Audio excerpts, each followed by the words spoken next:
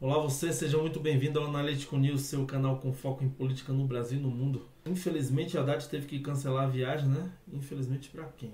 Aí eu não sei, eu acho que é pra ele mesmo, né? E aí a mídia correu logo de todo mundo tratar de copiar a mesma headline, né? E propagar isso como se fosse uma verdade. Lula pede para que Haddad cancele a viagem, né? A pedido de Lula.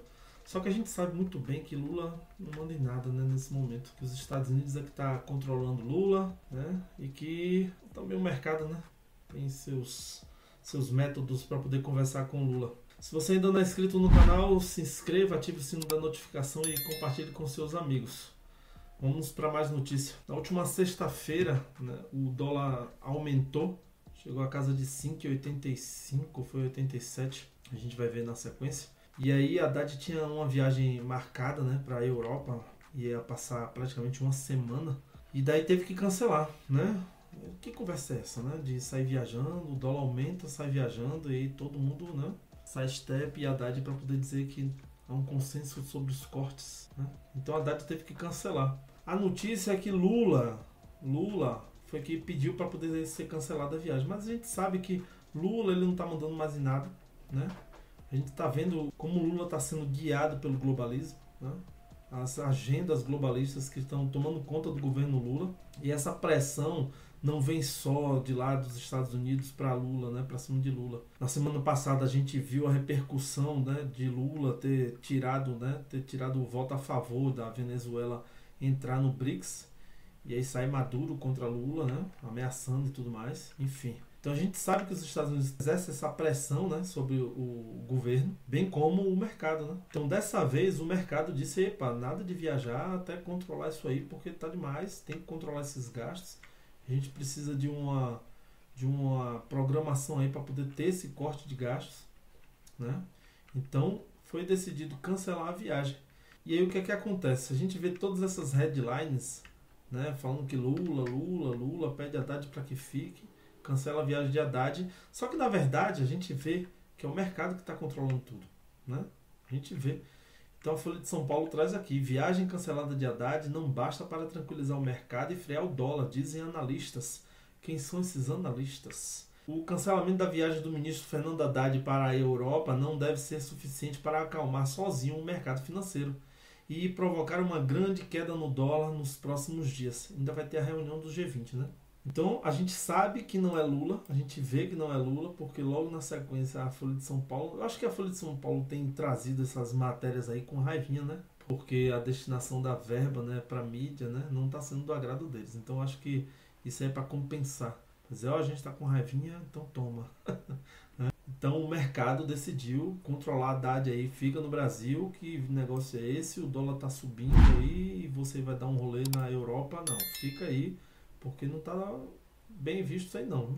O Andreas, inclusive, ele traz aí pra gente, né, no seu vídeo, essa repercussão, né? O dólar aumenta, cancela-se a viagem porque o mercado disse não para a sua viagem, viu, Haddad? Então é melhor você ficar no Brasil mesmo, certo? Tá muito caro esse negócio aí, né? A gente tem que ter um plano aí, um planejamento aí para poder conter esses gastos aí do governo. Vamos ver o que, é que o Andreasa tá falando aqui. E aí, minha gente, é a questão fiscal. O real bateu na sexta-feira 5,86. O dólar bateu 5,86 de real, porque o governo brasileiro anunciou um pacote de corte de gastos estruturais que não existe. Não existindo, ainda assim, 5,87 diz o Gabriel Werner, quase ali, né? E não existindo o pacote, ainda assim, o ministro da Fazenda mantinha a programação de uma viagem para a Europa de uma semana. Iria hoje, à tarde, nessa segunda-feira, e só voltaria no dia 9, de 4 a 9 de novembro, 10 dias, ao fim da viagem, 10 dias antes do início da reunião do G20. E aí o camarada Mercado, doutor Mercado, pegava o calendário e dizia assim, esse governo vai apresentar um pacote de gastos, de contenção de gastos, de corte de gastos. Quando? Quando isso virá? Como isso virá? Foi o tema do programa várias vezes na semana passada, foi o tema da minha coluna de sexta-feira, que repercutiu muito, que influenciou muito, se chamava Haddad Viaja. E aí, claro, provocação do Viaja, eu sei que está óbvio, nas suas duas camadas, né? O Viaja fisicamente, o ato de viajar, e o Viaja nas ideias. A ideia de viajar nesse ambiente de incerteza e com esse dólar descontrolado. Então, no fim de semana, o presidente Lula determinou que ele não viaje, não é que pediu para não viajar, porque Haddad sustentava o projeto de viajar, é uma viagem fantástica, para falar com investidores e tal. Ele viajaria, não conheço exatamente a agenda, mas ele viajaria nada mal, hein? Quem não gostaria? Só que o próprio dólar não está deixando, né? Pra gente. Paris, Londres, Berlim e Bruxelas. Sabe viajar para falar com os investidores. Fernando, sei lá, quais investidores de Gabriel Werner. A agenda não está conhecida. E podia ser para falar com o maior investidor do mundo. A viagem não se sustentava politicamente nesse momento. E é por isso que o presidente mandou ficar. Segura a tua onda. Vai viajar agora? Não viajará, não desta vez. Lula mandou ficar. Vai ter de reagendar o giro pela Europa.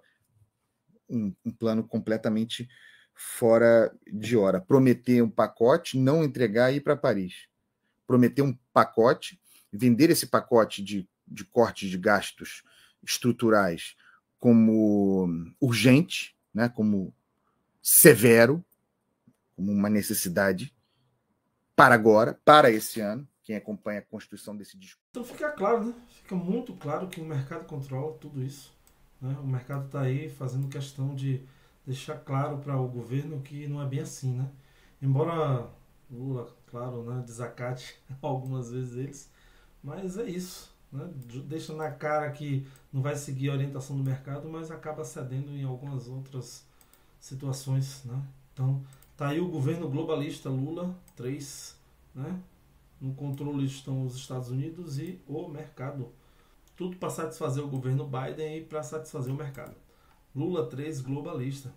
Enquanto isso, Eduardo Bolsonaro esteve nos Estados Unidos e de lá mandou um recado para os americanos, né? E mandou recado para esses americanos para poder saber que o governo dos Estados Unidos, do Joe Biden, tem sustentado, tem financiado alguns personagens aqui no Brasil que simplesmente vão contra o governo Trump, né, vão contra políticas norte-americanas, mas recebem financiamento para poder falar mal do Brasil. Eduardo Bolsonaro mandou um recado para os americanos, né, para poder pensarem bem antes de votar. Só que o que a gente pode destacar aqui é porque algumas pessoas não gostam, né, desse tipo de movimentação. E daí a gente vê algum tipo de crítica, né, sobre essa manifestação do Eduardo acerca do que está acontecendo. Mas a política no Brasil não depende somente do Brasil. E para poder a gente construir o que a gente precisa, o que a gente deseja, vale esse tipo de movimentação. Né?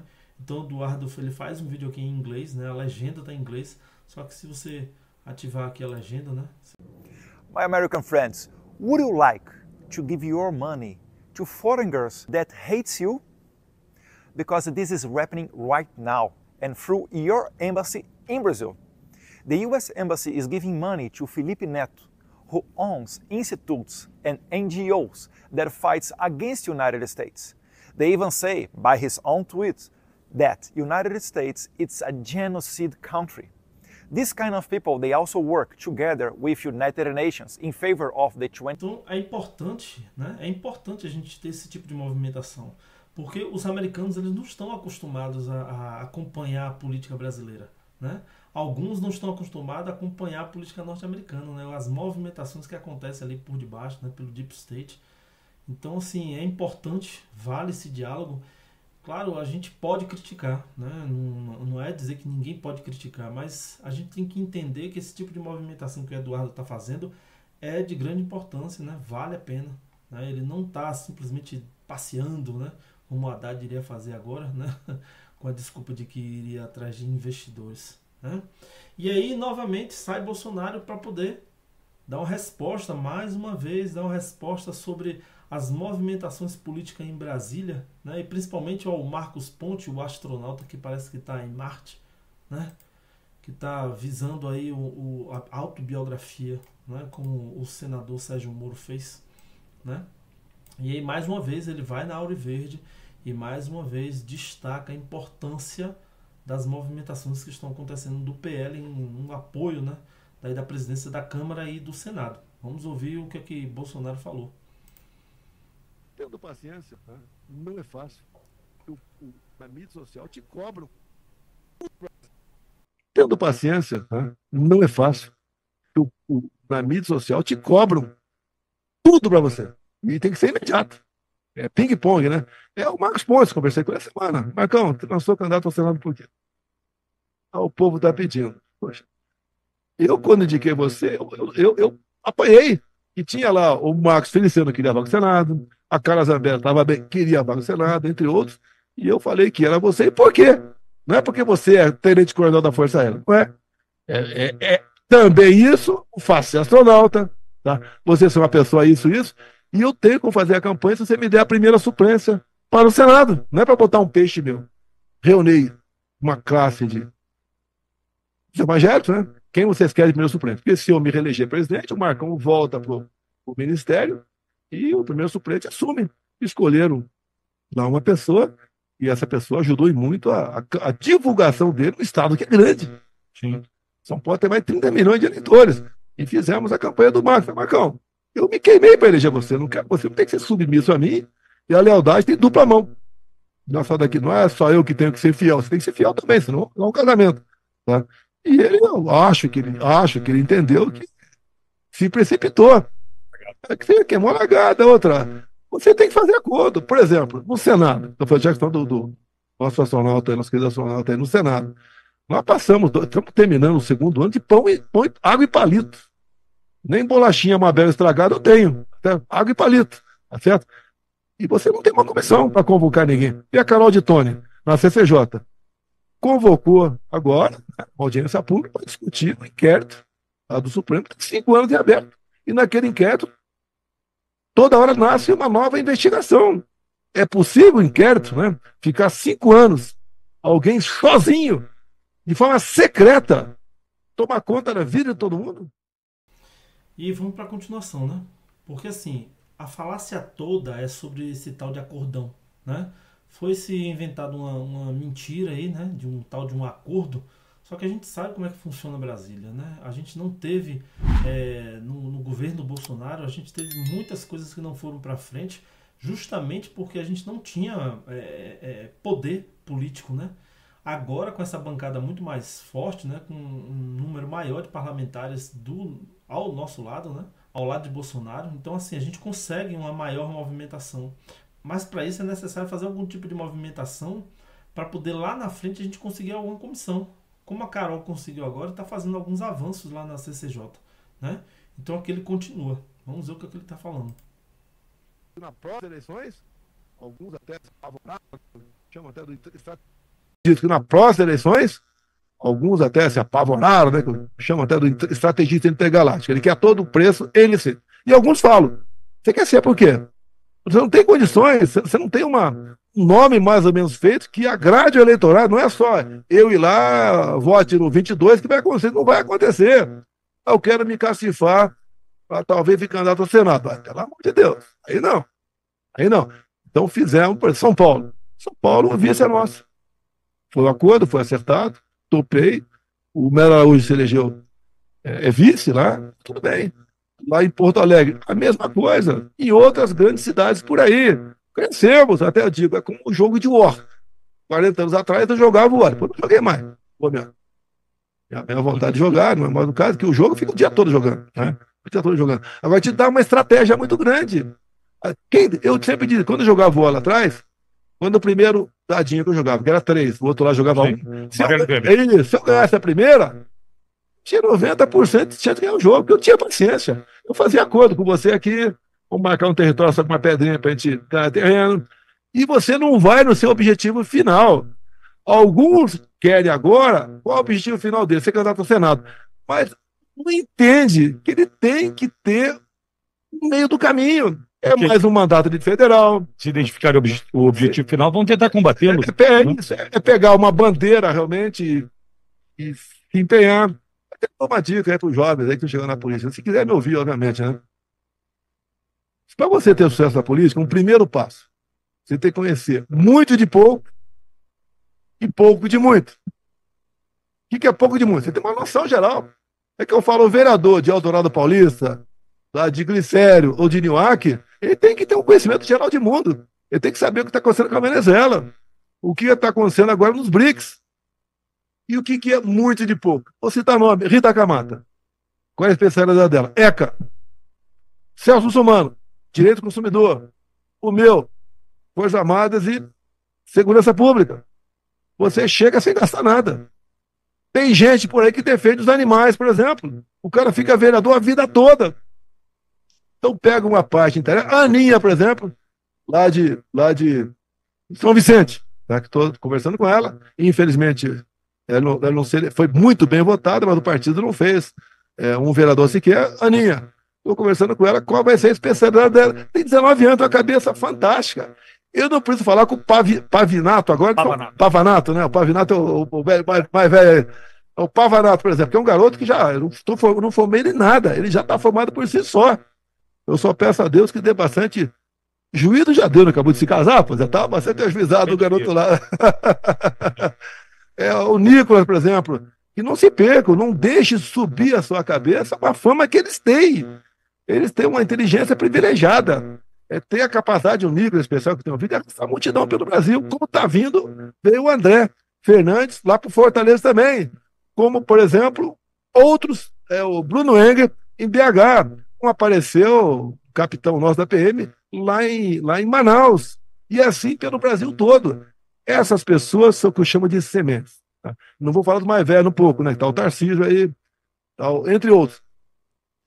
Tendo paciência, tá? Não é fácil. Na mídia social te cobram tudo para você. E tem que ser imediato. Ele cita também essas novas lideranças, né, como o Nicolas, né, e aí o Pavanato, né, e assim, no meu ponto de vista é o seguinte: essa história de acordo caracu, melhor perder de pé do que ganhar de 4, já deu, né, já chega dessa conversa. Ou você acredita, né, que Bolsonaro tem essa liderança, né, que ele é o líder da direita, que ele representa a direita, porque ou você tem um líder de direita e você segue o líder de direita, né, como o próprio Olavo de Carvalho falava a respeito dessa liderança que existe em Bolsonaro.